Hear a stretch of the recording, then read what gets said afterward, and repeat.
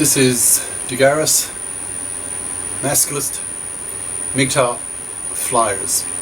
That is 2 3-page essays on the themes of masculism and MGTOW, written by and read aloud by Prof. Dr. Hugo de Garis.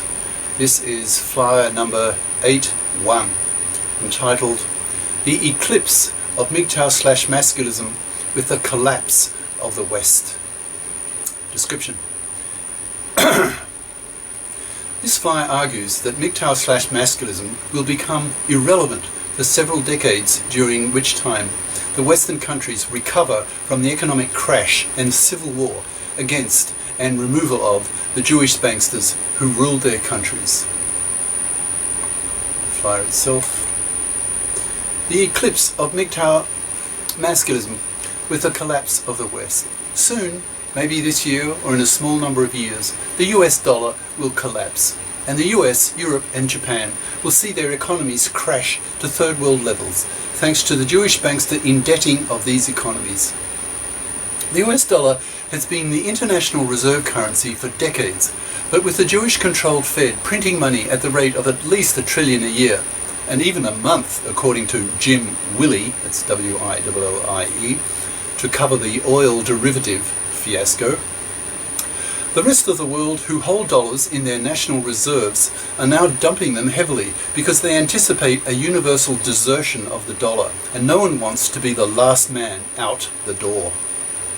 The US has sent most of its manufacturing capacity to Asia, mostly China. So when the dollar becomes only a domestic currency, the US will only be able to import in value what it can export in value, which will not be much. The standard of living in the US, Europe, Japan, will then fall to third world levels. This then, I strongly suspect, will cause a civil war in the US, which has more guns than people.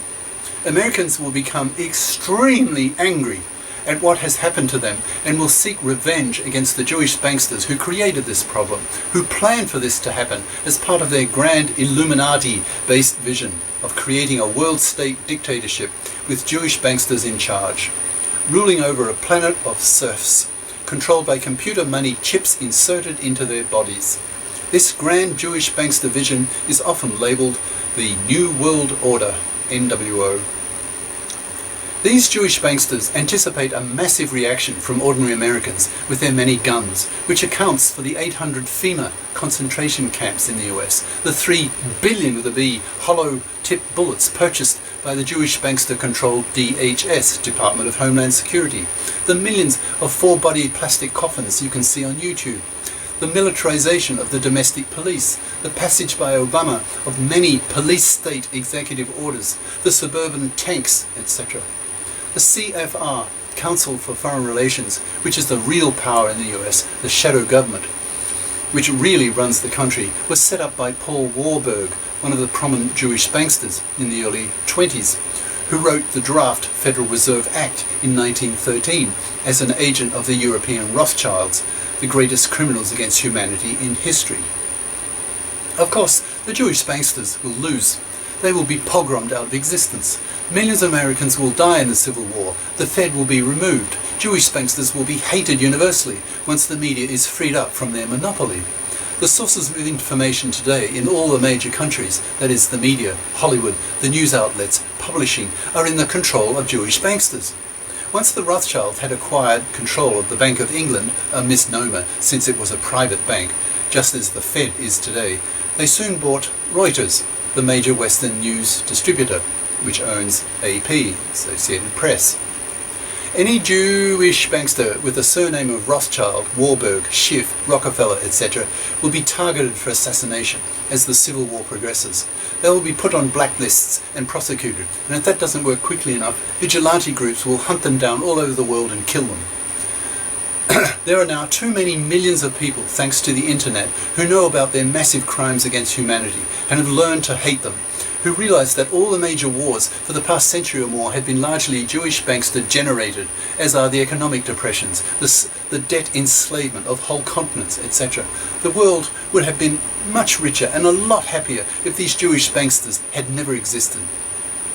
These Jewish banksters in turn are the product of Jewish religious culture, actually an extremist Satanist branch of Judaism called Shabbatean Frankism, which preaches that Jews should commit as much evil as possible to hasten the appearance of the Jewish Messiah, who will liberate the Jewish people.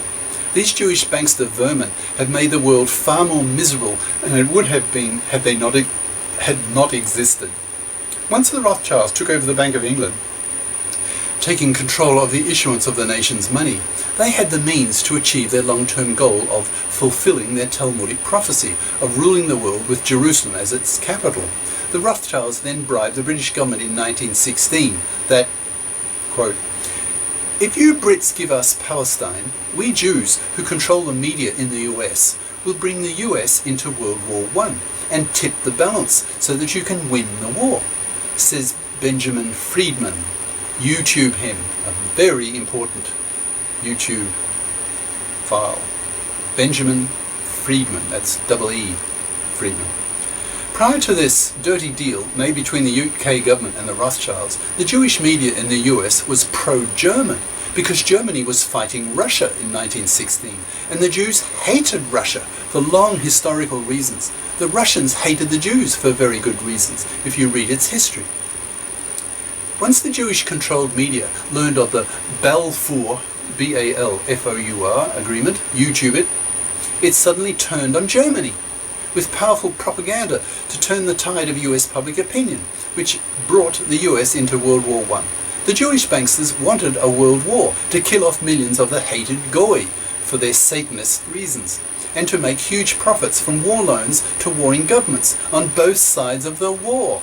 The Warburg brothers were funding both the US and Germany, with Paul in the US and his brother in Germany.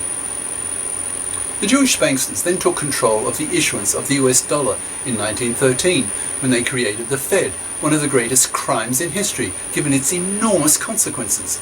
These Jewish banksters have now taken over control of the issuance of money in nearly every country of the world, with question marks re Russia and China, and I'm still a bit in the dark regarding those two countries. Are they controlled by Jewish banksters? If you control the issuance of money, you can print as much as you want. You are legal counterfeiters who can bribe the politicians to do what you want. You thus destroy democracies. But, as far as I can tell, there is a fly in the Jewish banksters' ointment, and that is that, according to Jim Willey, YouTube him, Putin threw out the Jewish banksters a few years ago from Russia, and I've read that Jewish banksters are anathema in the Chinese central bank. Question mark, question mark, question mark, question mark. I still had big question marks about this, given that Mao was surrounded by Jewish banksters early in his career. China and Russia now have over 50,000 tons of gold together and are steadily establishing the infrastructure to undermine the US dollar as the global reserve currency. The plan, listen to Jim Willey on this, my favourite commentator on these issues, is to bring back the gold standard and to replace the US dollar with the RMB, China's currency, as the new global reserve currency. Increasingly now, country after country is aligning with the Eurasian trade bloc, dumping US Treasury bonds and US dollars in their reserves, and increasingly using the RMB. Soon, that's renminbi, that's the Chinese currency unit. Soon, the dollar will crash, and no one wants it anymore. When that happens, the US, plus Europe, Japan, will crash to third world levels, leaving mostly China and Russia as the surviving superpowers. Actually, really only China, since the population of Russia is under 200 million, and the population of China is now about 1.4 billion with a B. Now, China has intelligent divorce laws. If a couple divorce and the ex-wife is a fluffy, then custody of the kids goes automatically to the ex-husband because he has the money to support them and she doesn't.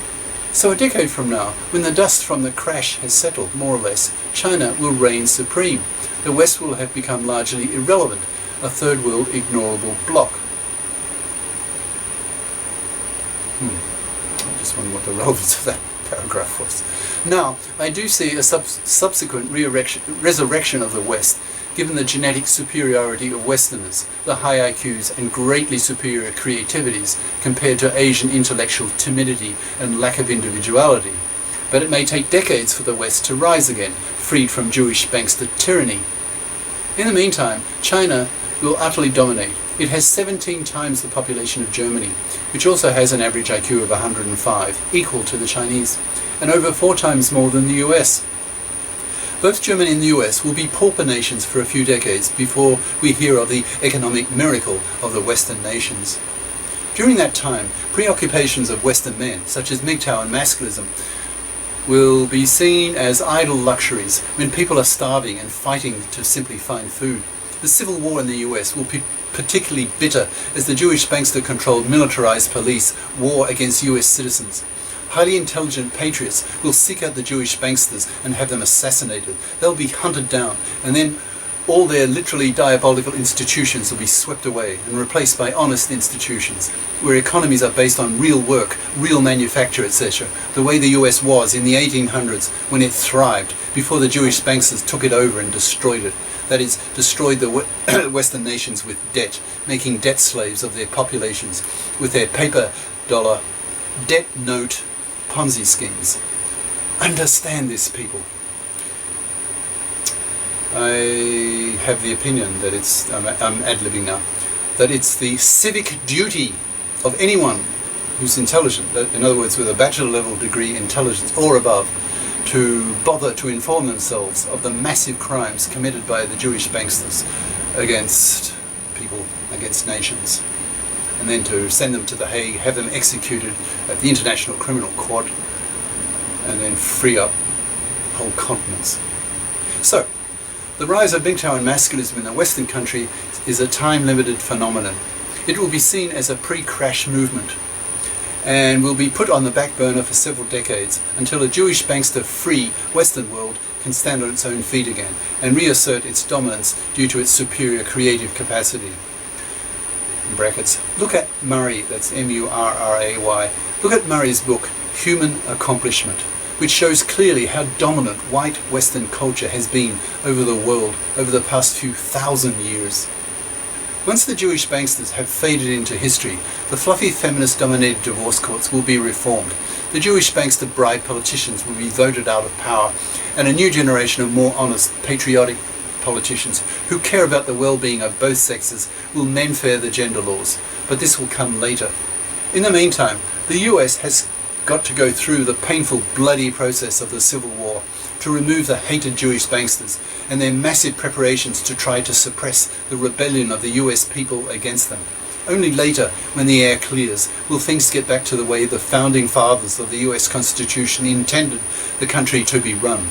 Not by goy-hating Jewish Satanist banksters, but by honest politicians with integrity, who do not accept bribes, who care about the country, who look upon Jewish banksters and other Jewish Satanists as criminals against humanity, to be prosecuted out of existence.